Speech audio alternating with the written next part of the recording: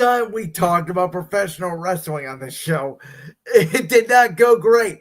But I think we have a topic today that we're both going to be in agreement on. WrestleMania 42, in my opinion, is shockingly, though not shockingly, and I'll get to the reason why in a moment, leaving New Orleans. I'll let you go first on this, Josh. So the reports are that they're going to be in Vegas for a second straight year, although that has not yet been confirmed. Money in the Bank 2026 will be in New Orleans. I guess that's them giving New Orleans a... And by the way, it's going to happen over Labor Day weekend, so after SummerSlam. Yeah. So I guess they're giving Money in the Bank to New Orleans as a consolation prize. Plus WrestleMania in a few years. Yeah. But WWE must have thought Vegas went really well this year. Well, by all the metrics that came out, it did. Not in terms of the show. You know what I'm talking about. El Dinero. Yeah. Which that forced AEW to move Double or Nothing out of Vegas. But, man, I watched that pay-per-view on Sunday. It was awesome. I did see highlights. Don't worry, I will unleash on WWE being petty again later in this segment because they made a petty move for the second straight AEW pay-per-view. Great job, NXT. But in terms of this, you know, New Orleans hosted WrestleMania twice in the span of 4 years, 30 and 34. So, had it been a little while? Yes. But at the same time, it's not surprising from what I've heard. New Orleans isn't that party city like it used to be anymore. It's a little more sketchy and dangerous. So it's a little surprising that the Super Bowl was in New Orleans this season. But overall, not that surprising.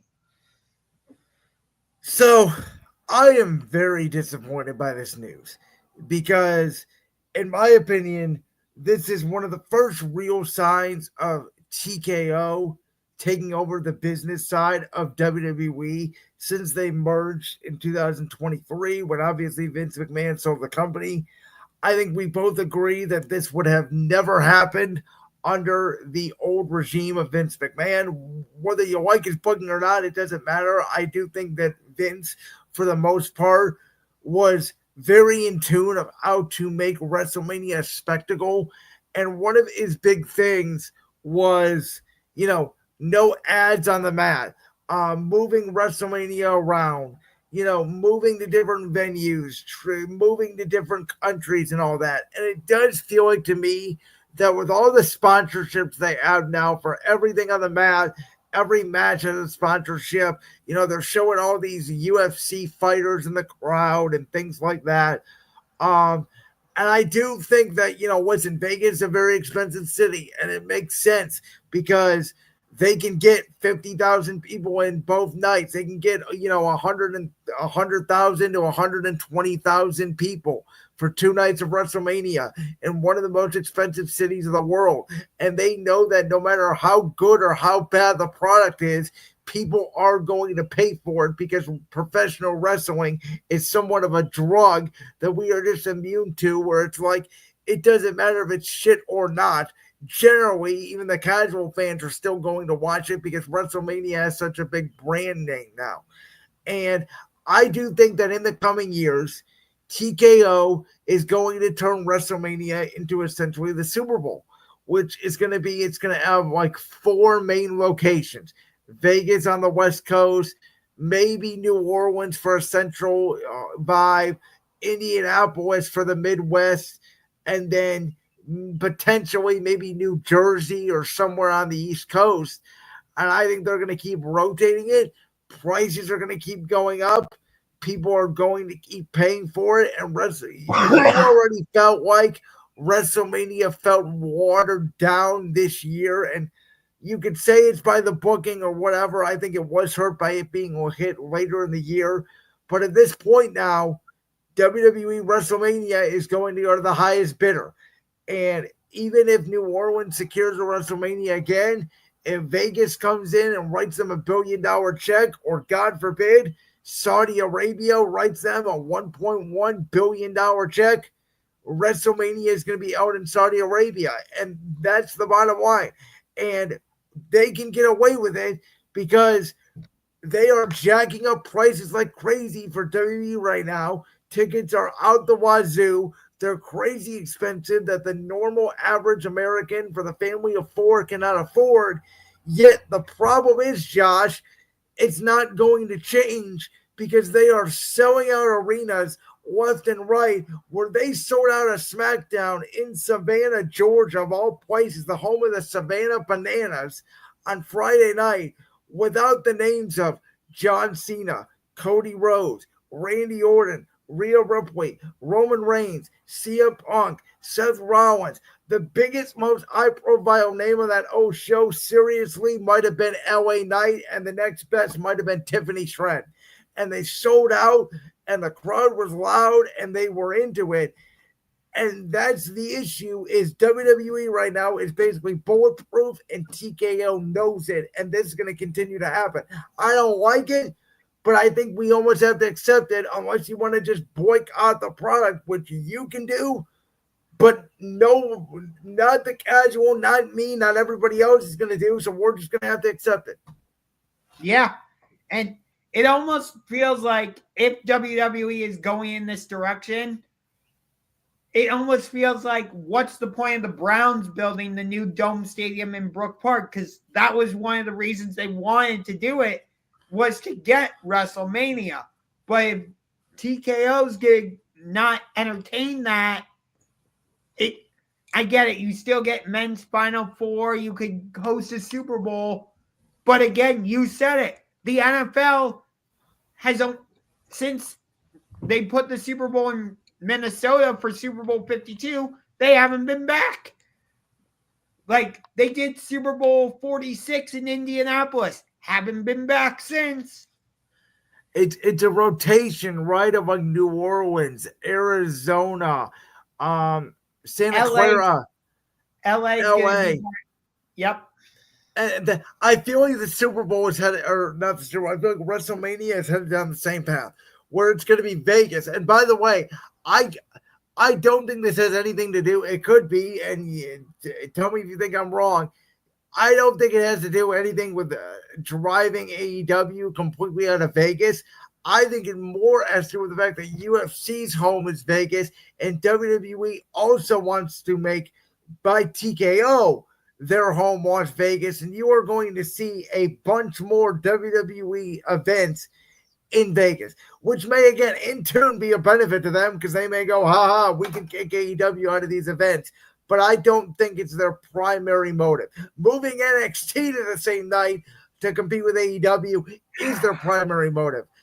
Don't get me started on that. Oh, AEW Double or Nothing is happening on Sunday night. But what should we do? Oh, let's do NXT Battleground at the same damn time. Okay, AEW All In, their biggest show, is happening at 3 in the afternoon, which was moved up because I think because of Saturday night's main event. Okay, what are we going to do? Let's have NXT Great American Bash. Seriously? Like, you want to talk about petty? WWE is being very petty right now. It is absolutely hilarious as an AEW fan, because to me it says, okay, we view you as serious competition. Like, that's part of the reason why I think they're going back to Vegas, because whether you agree with it or not as their primary motive, they know one of AEW's primary pay-per-views is Double or Nothing that started in Vegas, and they want. I think AEW's Double or Nothing is their version of WrestleMania. That's how I always looked at it because it was their first. Which, man, if you watched the pay-per-view on Sunday, you got an absolute treat. We got Mercedes Moné versus Jamie Hayter in what was an absolute barn burner. I'm totally fine with Mercedes winning. That's the biggest match you can make right now is Mercedes Moné versus Toni Storm. People had no clue who was winning between Hangman and Will Ospreay. You could have gone either way with that. I like that they went with Hangman because you got Hangman in Dallas. It just makes sense to me. And he's on this, like, I don't want to say renaissance, but he's trying to kind of wash off the last 2 years of his career where he was just all wrapped up with Swerve Strickland and one of the greatest feuds AEW has ever done. You got Rick Speedball versus Kazuchika Okada. Okada was never going to lose the title, but Speedball sure put in a damn good showing. I really enjoyed the tag team match, FTR versus Daniel Garcia and Nigel McGuinness, and MJF with the Hurt Syndicate. That match I felt like belonged more on an episode of Dynamite. But that being said, I loved all the MJF stuff. It was hilarious. If you watched Double or Nothing, it was well worth it. I want to get back to the pettiness for 1 second because I agree with you that it is sort of petty. But I'm going to ask you this question. Well, one is a statement. Number one is at least it's not the main roster, right? It's NXT. We do know there is a significant amount of WWE main roster fans like myself who do not watch NXT. And the other thing is, how many fans, and a serious question, I don't think there are that many fans that watch just both NXT and AEW religiously weekly. I would agree with you. I think most either watch Raw and SmackDown or Dynamite and Collision. Maybe there's a handful who watch both. I tried giving Raw. I would say at max it's 500,000. I would go even less, probably 200,000. Okay, so again, like it is pettiness in a way because they're obviously trying to drive viewers away from AEW's product, but also it's like it's not on at the same time. Not that many fans watch both. You could always like if I was a fan of Dynamite, if I didn't want to watch the Great American Bash, at least with pay-per-view, you kind of have to watch the pay-per-view live. With Peacock, which is the benefit to it, you can go back and you can watch it anytime. You don't have to watch it that same night, which is what I've been saying about AEW. You know what would make me personally watch an AEW pay-per-view is if I get it included in my Max subscription. Because I may not watch all the weekly television, but I do know for the most part AEW pay-per-views are entertaining at least. So I would watch them if I didn't have to go out of my way to go through a stream or buy the pay-per-view or do whatever. Like, to me, you have to deal with Max. Why are you going the UFC route, which I know WWE is going to go down this route again when the Peacock deal expires, and I'm going to hate the day that's going to happen because TKO is going to make it happen. Yeah, you had the subscription, but now you got to pay an extra $60 for the pay-per-view. What? Yeah, because that's what is happening with ESPN and the UFC. But like it makes no sense. How does this make sense in any business? We have a premium content with different tiers that you can pay to get ad-free or whatever, but then we have other premium content within the premium content. Yeah, it makes no sense. And by the way, I know the pay-per-views on Max are at a reduced rate. Like, what are they, $19.99 or something like that on Max, I believe. I don't know. Or is that not a thing yet? I'm not sure. I know you can buy the AEW pay-per-views through Amazon Prime. Okay. Well, I thought that was part of the deal they got with Max. I know that it was streaming Dynamite and Collision. Maybe it was rumored and it never happened. I'm not sure. I do know AEW is starting to put old pay-per-views onto Max. So, Okay. But again, like that's what I've been saying though. It's 2025. We're going into 2026 here in 6 months. How do you not have a streaming service and not have access to your pay-per-views on that streaming service? I don't know. But AEW is doing well with their pay-per-views. Yes, they're going in smaller arenas in general and venues. I get it. But when they do their pay-per-views, they're going to the big arenas and they're getting good-sized crowds. Like, yeah, I actually don't. I know I've killed AEW for attendance and stuff, but I actually think going to the small arenas is smart for them. Yes. There's nothing worse than going to, like you said, a 10,000 arena and for a random Dynamite having 20% of it filled. There's no point. Go to a smaller arena, have the ceiling low or whatever, have it indoors, because then even 2,000 fans may sound like 10,000 fans. Yes.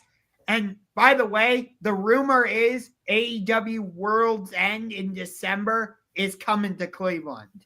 Yeah, I don't get this Worlds Collide thing with AAA and NXT or the New Japan Pro Wrestling AEW. I don't get these collaborations. I personally think they're stupid. I think they just take up too much TV time for pointless stuff for a 1 month pay-per-view. AEW has been doing this Forbidden Door pay-per-view for a few years now. So that's not a new thing.